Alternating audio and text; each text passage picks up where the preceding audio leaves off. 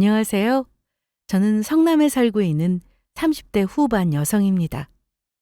저는 얼마 전 검은 머리 팥불이 될 때까지 평생을 함께하자고 약속했던 남편과 이혼을 했습니다. 저희 사이에는 이미 딸아이까지 있었기 때문에 저도 이혼만큼은 더는 길이 보이지 않을 때 정말 최후의 수단으로 사용하고 싶었습니다.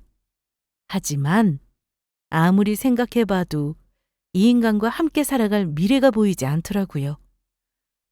내가 하면 로맨스, 남이 하면 불륜이라는 말이 있죠? 저희 남편놈이 바로 딱 그런 인간의 전형이었거든요. 결혼하고 나서는 한 집안의 가장으로 변변찮은 밥벌이조차 제대로 못했던 인간이 돈 욕심은 어찌나 많은지. 심지어 제가 벌어들인 돈으로 시댁은 펑펑 돈잔치를 벌이고 처가에는 10원 한 장 쓰는 게 아까워서 벌벌 떨던 인간이었어요. 처음에는 앞날에 대한 불안감으로 이혼을 망설였지만 그런 인간과 헤어지고 나니 10년 묵은 채증이 내려간 것처럼 속이 시원했습니다.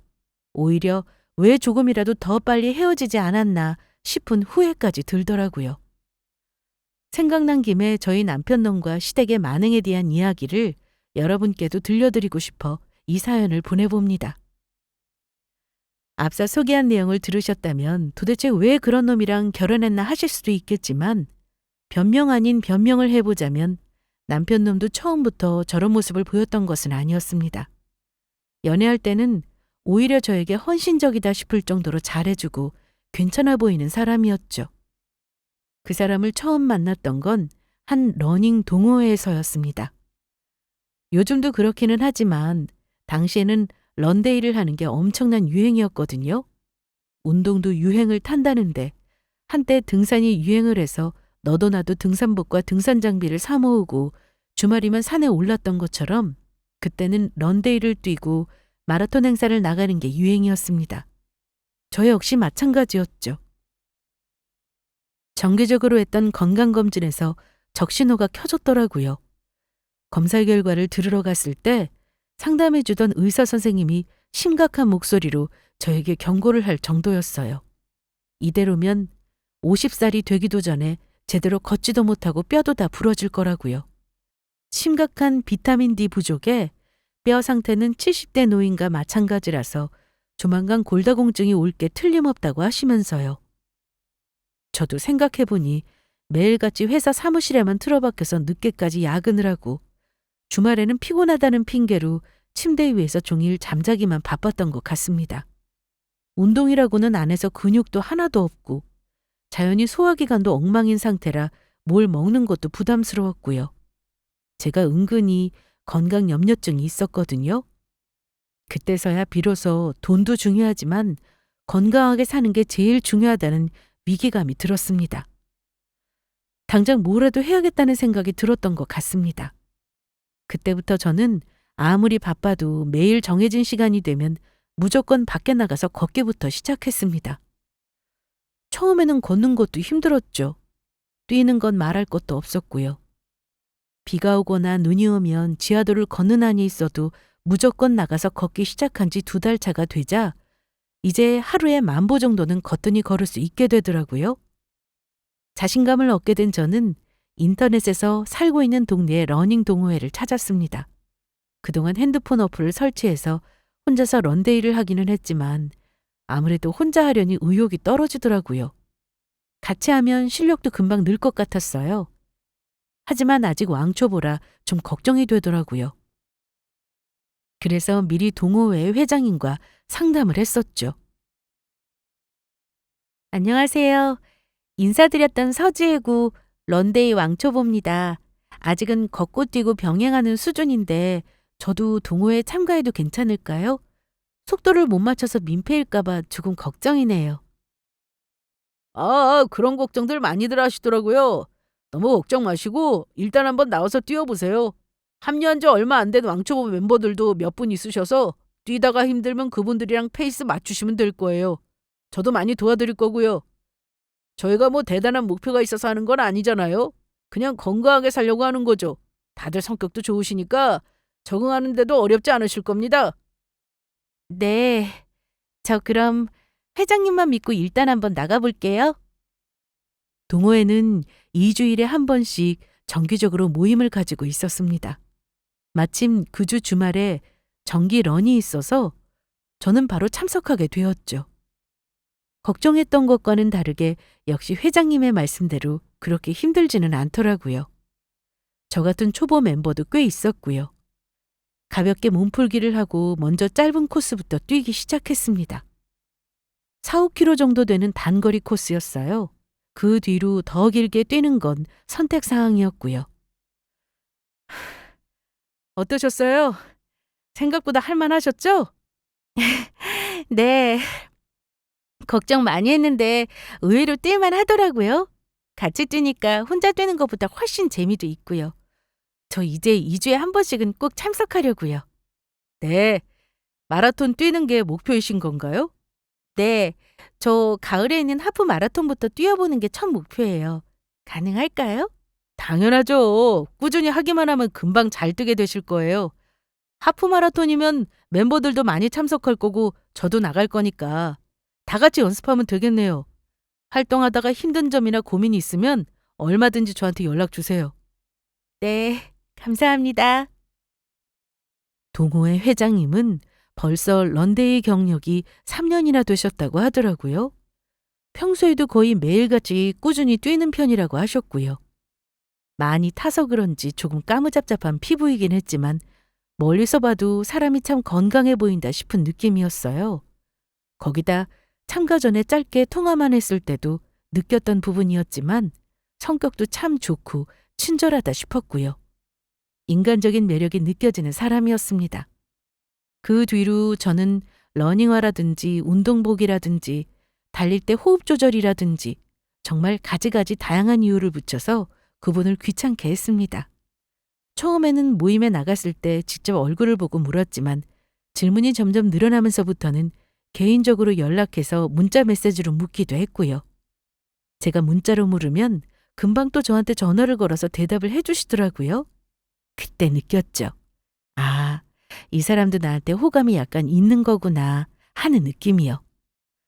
혼자만의 착각은 아니었는지 점차 저는 그 사람과 개인적으로 만나는 일도 생겼고 꼭 동호회 관련 일이 아니어도 그냥 만나서 밥을 먹고 커피를 마시고 하는 일도 늘어났습니다. 그리고 몇 달 뒤에 저희는 결국 연애를 시작하게 되었고요. 연애를 할 때 남자친구는 의외의 모습이 많이 있는 사람이었습니다. 일단은 상상 이상으로 성실하다는 점이었어요. 남자친구는 IT 쪽 회사를 다니며 엔지니어로 일하고 있었습니다.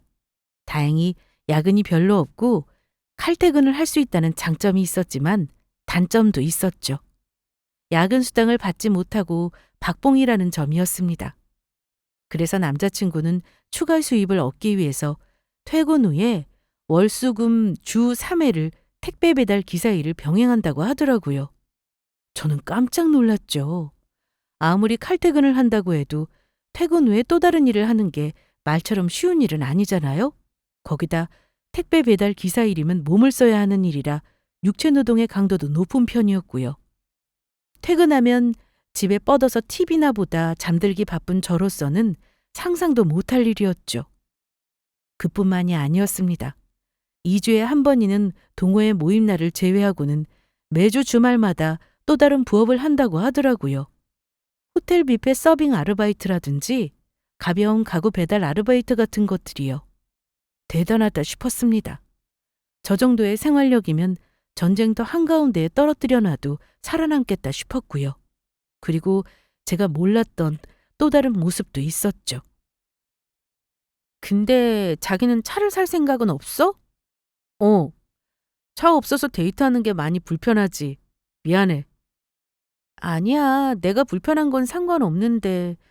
보통 남자들은 직장을 다니기 시작하면 다들 자동차부터 사려고 하니까 그냥 궁금해서 묻는 거야. 나는 집을 사기 전에는 차를 살 생각은 없어. 차를 사기만 하는 게 끝이 아니잖아. 차를 일단 사고 나면 기름값에 보험비에 세금에 차량 유지비가 너무 많이 들어. 어차피 나는 출퇴근은 대중교통을 하니까 평일에는 그렇게 차를 탈 일도 많이 없고 말이야. 출퇴근 시간에는 대중교통 타는 게 편하기는 해. 차도 많이 막히고. 제 남자친구는 차를 살 생각이 전혀 없는 사람이었습니다. 벌써 30대 초반을 지나는 나이였는데 사실 차종이 뭐가 됐든 30대 성인 남성이 차를 사지 않는 게 일반적이지는 않잖아요. 더 놀랐던 건 집에도 차가 한 대도 없다고 하더라고요.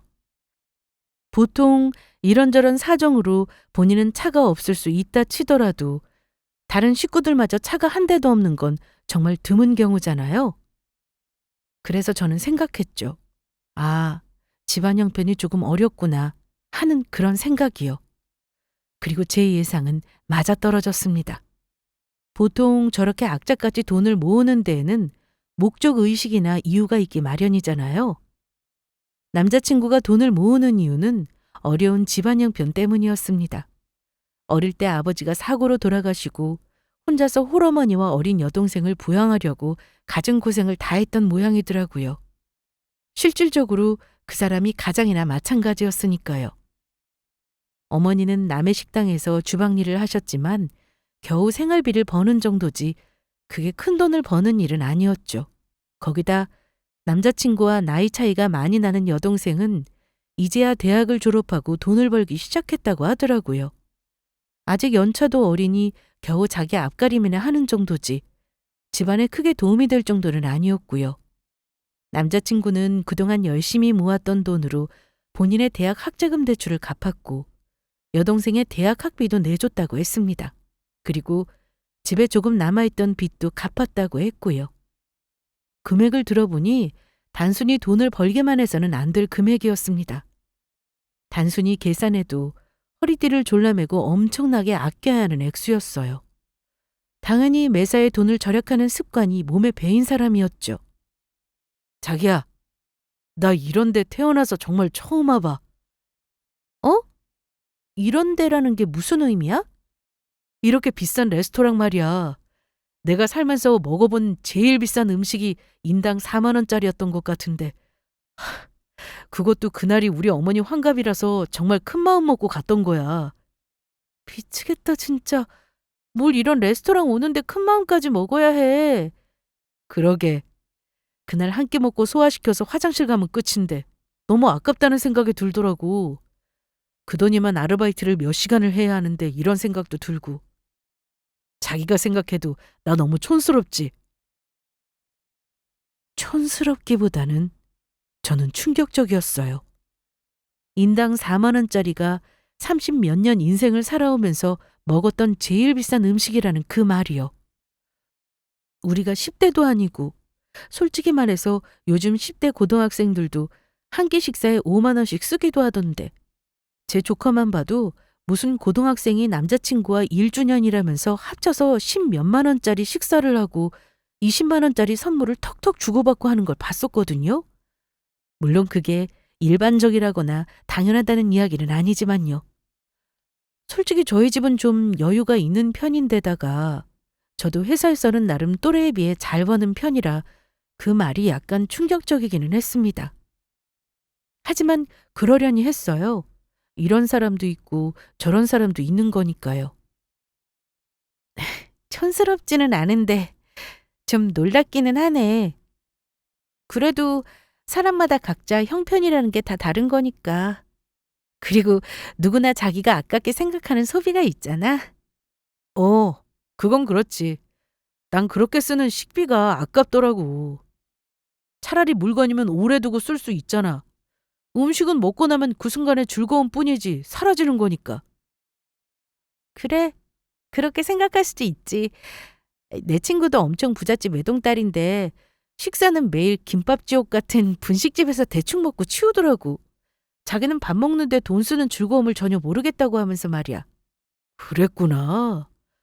그분은 돈이 있는데 안 먹는 거니까 나랑은 조금 다른 케이스긴 하지만 그래도 먹는데 너무 돈을 아끼면 오히려 건강을 해칠 수도 있으니까 자기 건강을 생각해서라도 적당한 선에서 영양 밸런스가 맞는 맛있는 음식을 먹었으면 좋겠어.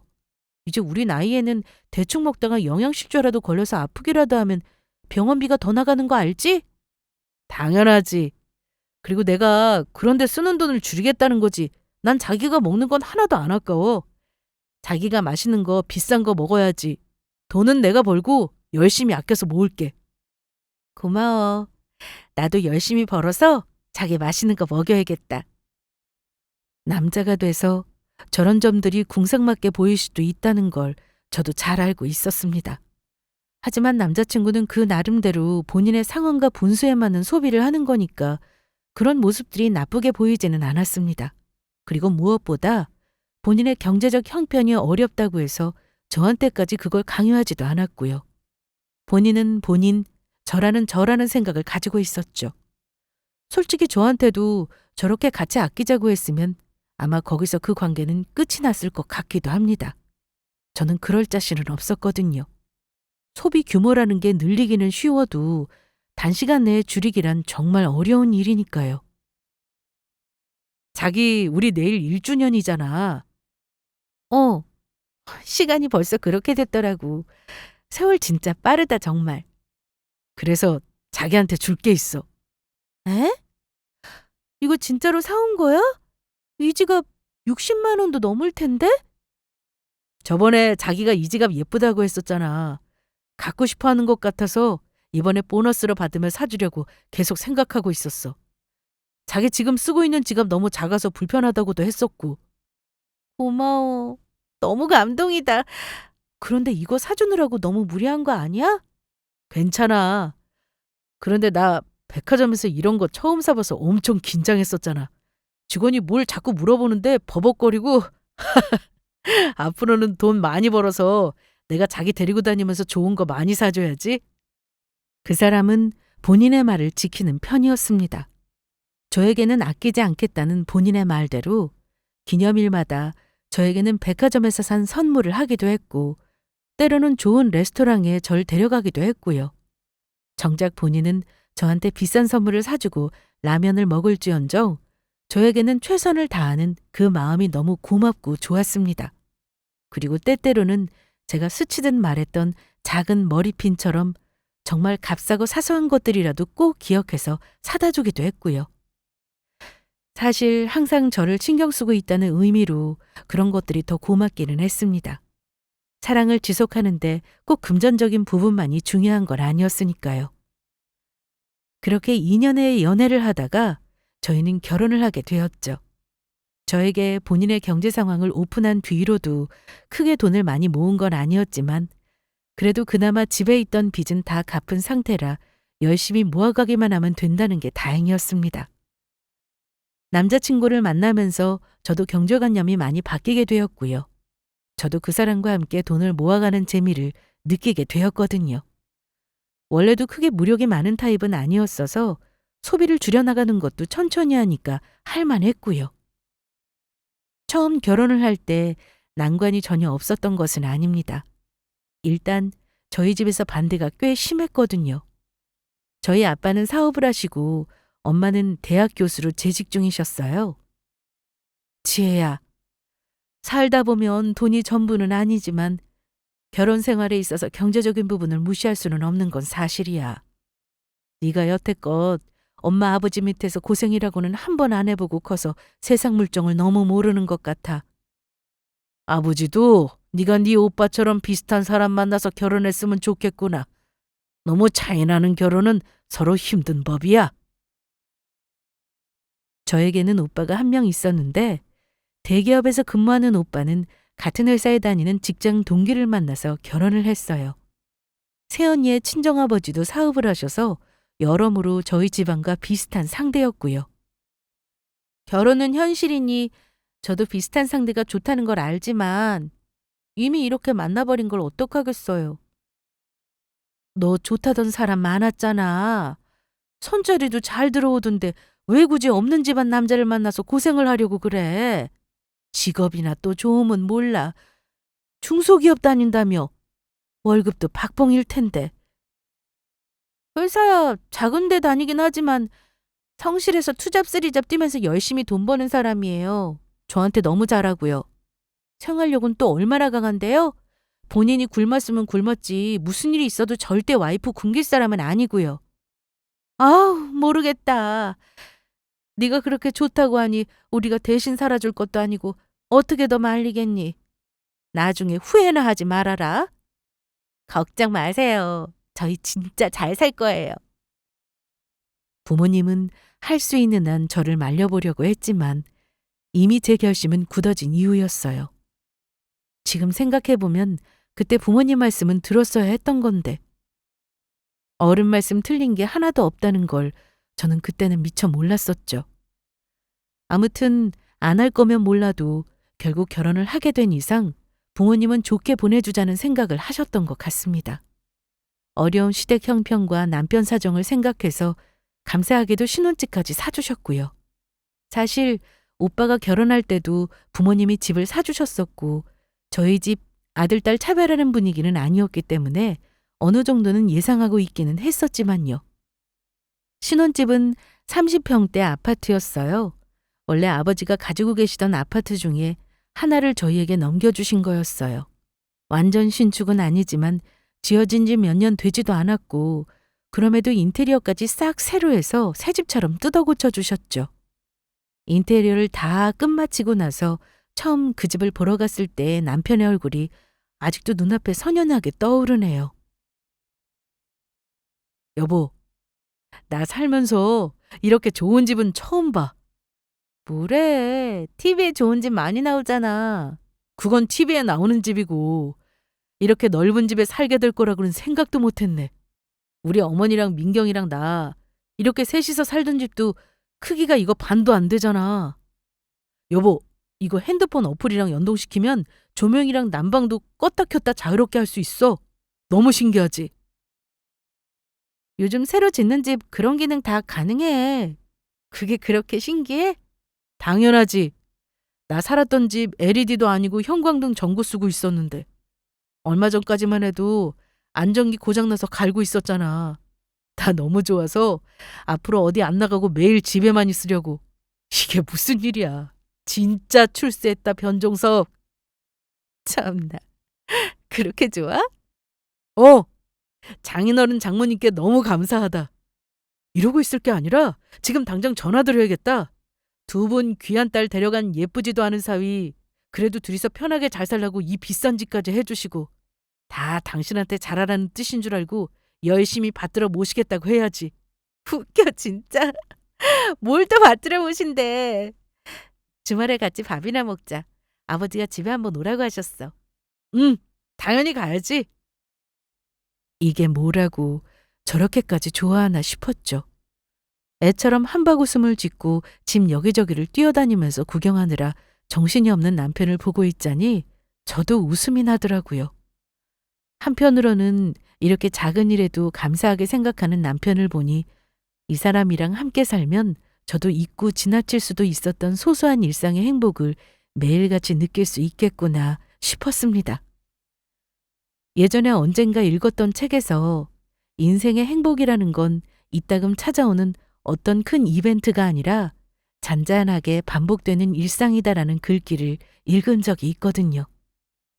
아무리 많이 가지고 있어도 그 소중함을 느끼지 못한다면 불행할 수밖에 없을 테니까요.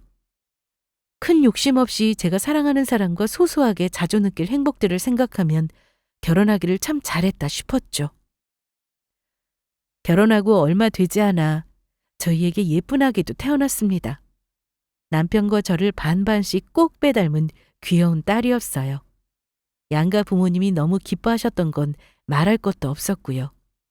아이를 낳고 키워보니 비로소 남편과 새로운 가정을 이루고 새로운 삶을 살기 시작했다는 게 본격적으로 실감이 나기 시작하더라고요. 모르는 것도 많았지만 남편과 나름대로 역할 분담을 해가며 좌충우돌 열심히 애를 키우다 보니 그 속에서 느끼는 행복도 있었고요. 저는 앞으로도 우리가 평생 이렇게 살 수 있을 거라고 생각했습니다. 그리고 그 행복이 깨지기 시작한 건 4년쯤 지나서부터였어요. 결혼하고 2년쯤 지났을 때 남편은 다니던 회사를 관두게 되었습니다. 대신에 그동안 구상했던 사업을 하고 싶다고 말을 하더라고요. 당신이 싫다고 하면 그냥 회사 계속 다닐게. 그런데 나 정말 하고 싶었던 일이 있어서 그래. 안 된다고만 하지 말고 한 번만 같이 고민해주면 안 될까? 대체 무슨 일을 하고 싶다는 거야? 샤브샤브 체인점이야. 예전부터 고깃집 장사를 해보고 싶었거든. 일단 돈이 급해서 회사를 다니기는 했는데 나 친한 친구 우식이 알지? 걔가 샤브샤브 체인점 하고 있거든. 그동안 쉬는 날 옆에서 따라다니면서 공부도 많이 하고 연구도 많이 했어. 이거 하면 진짜 대박 날 것 같아. 갑자기 샤브샤브 가게? 그게 잘 될까?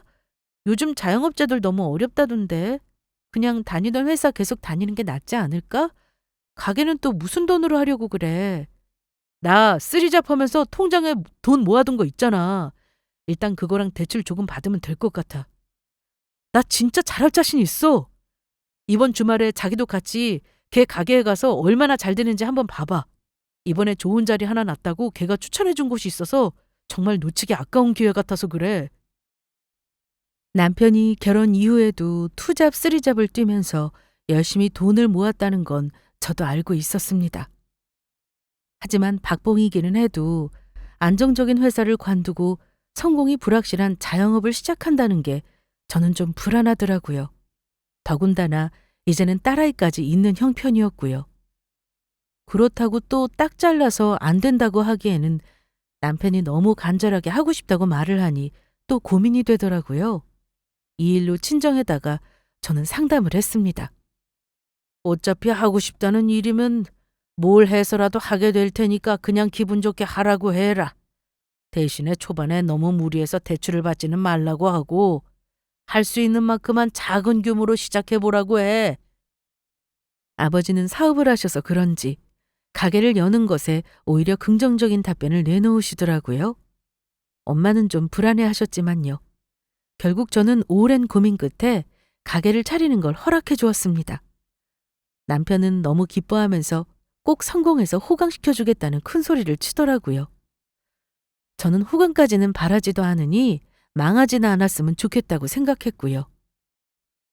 가게를 시작하고 초반에는 조금 어렵긴 했지만 반년쯤 지나자 곧 자리를 잡아가기 시작했습니다. 시간이 지나자 월급쟁이 연봉으로는 꿈도 못 꿀 매출이 한 달에 들어오기도 했고요. 밤낮 없이 가게에 매달리던 남편도 그 모습을 조마조마하게 지켜보던 저도 모두가 한시름을 놓았죠. 여보, 내 말 맞지? 내가 꼭 성공한다고 했잖아. 그러게. 우리 남편 진짜 대단하다. 자랑스러워. 그래서 말인데 가게를 좀 확장시켜 볼까 해. 저녁 시간에는 웨이팅이 길어서 기다리다 돌아가시는 손님들이 너무 많더라고. 옆 건물 자리 인수해서 가게를 확장시키면 매출이 확 뛸 것 같아. 그 자리 너무 비싸다고 하지 않았어? 당분간은 이대로 영업하다가 정 안 되겠다 싶으면 확장시키는 게 어때? 다른 가게도 섣부르게 확장했다가 망하는 경우도 많던데.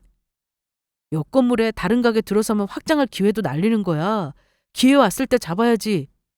당신은 너무 걱정하지 마. 내가 다 알아서 할 테니까.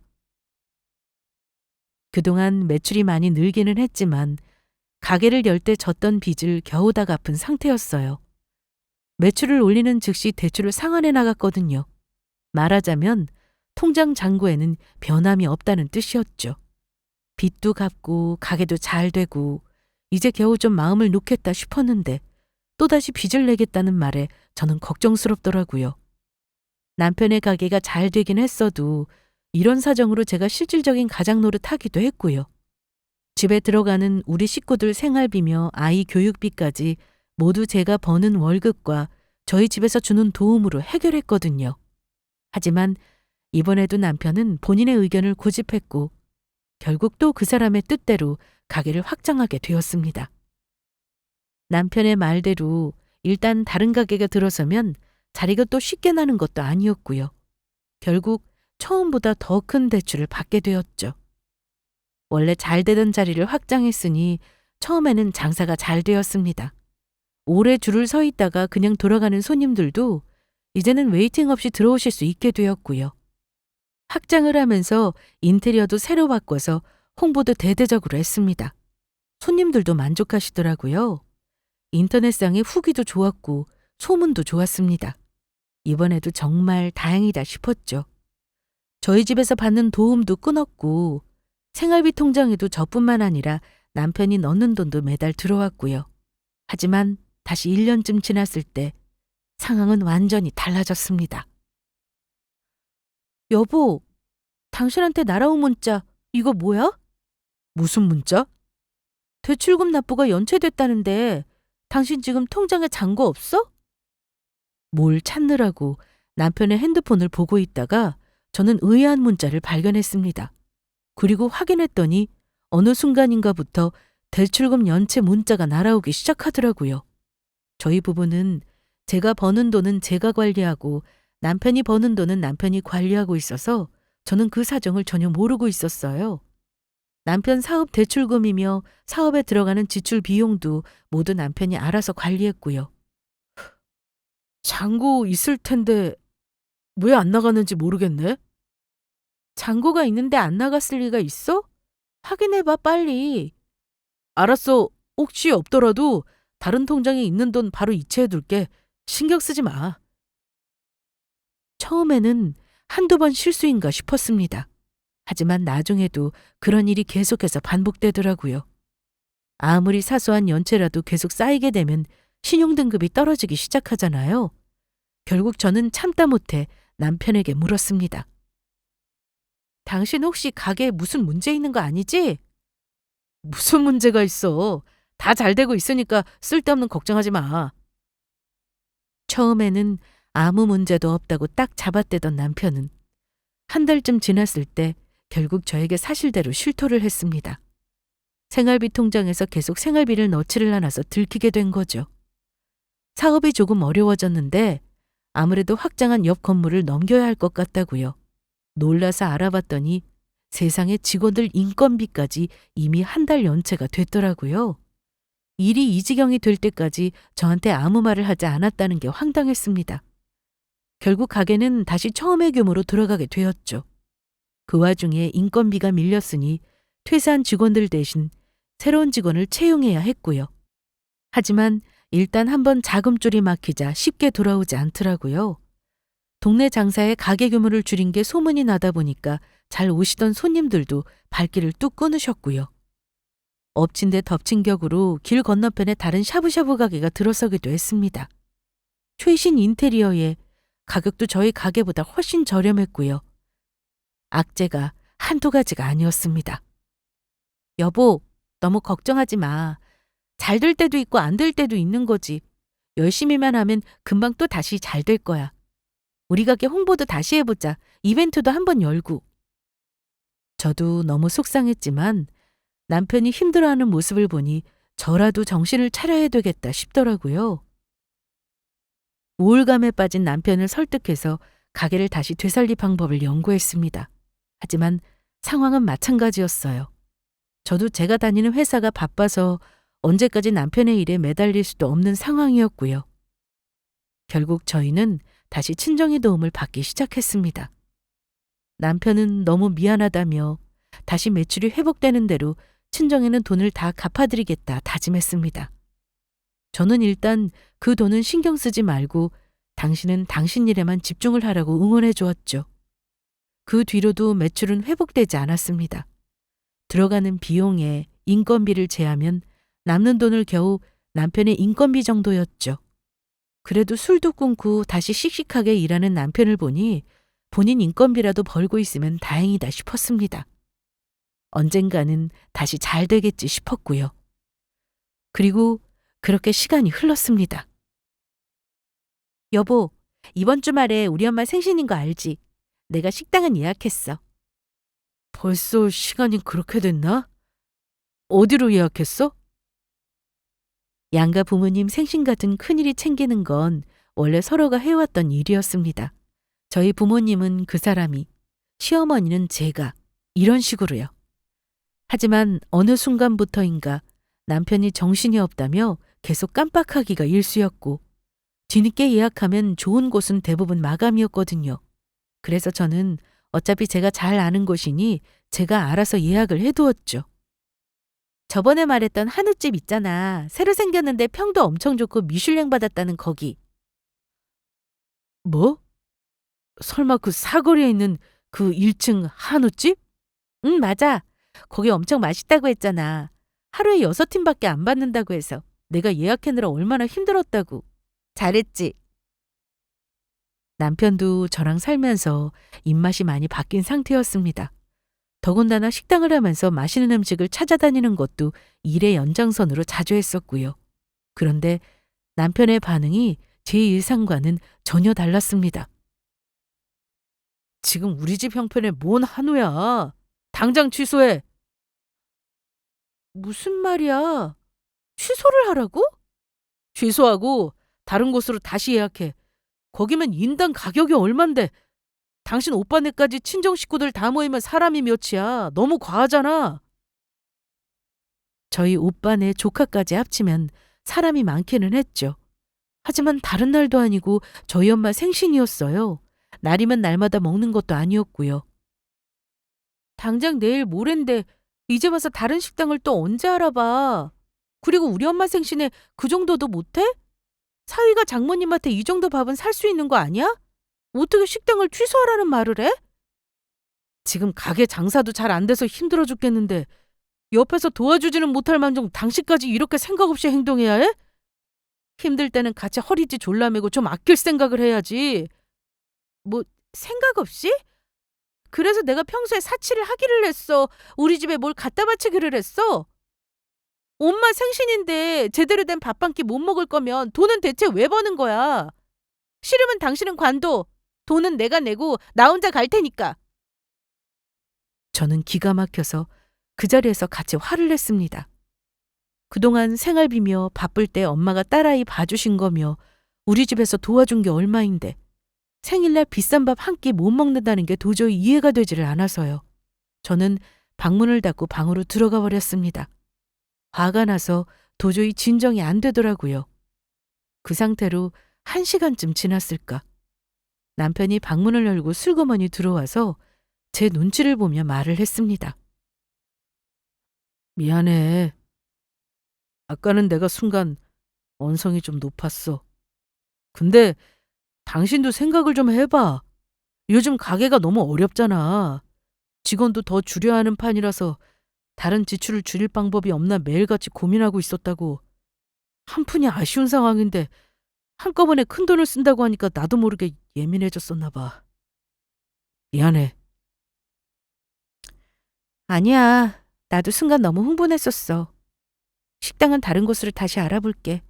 스시집도 괜찮은 것 같아. 엄마 스시 좋아하시니까. 그래, 알겠어. 고마워.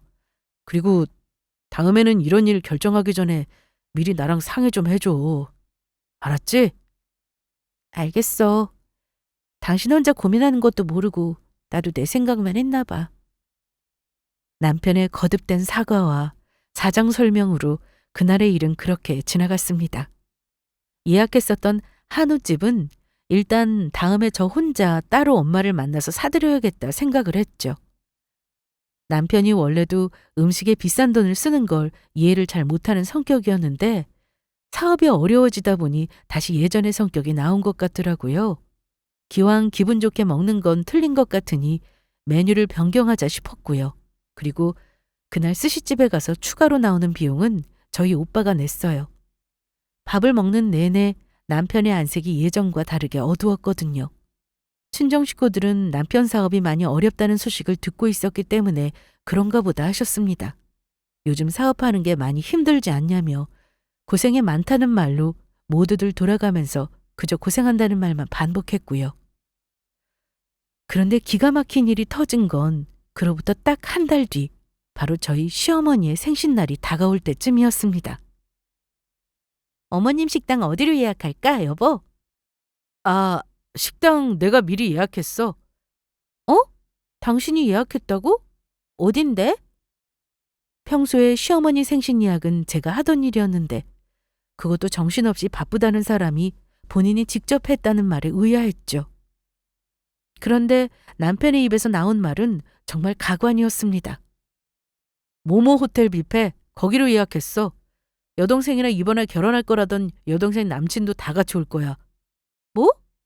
그 호텔 뷔페를 예약했다고? 주말 디너로? 응.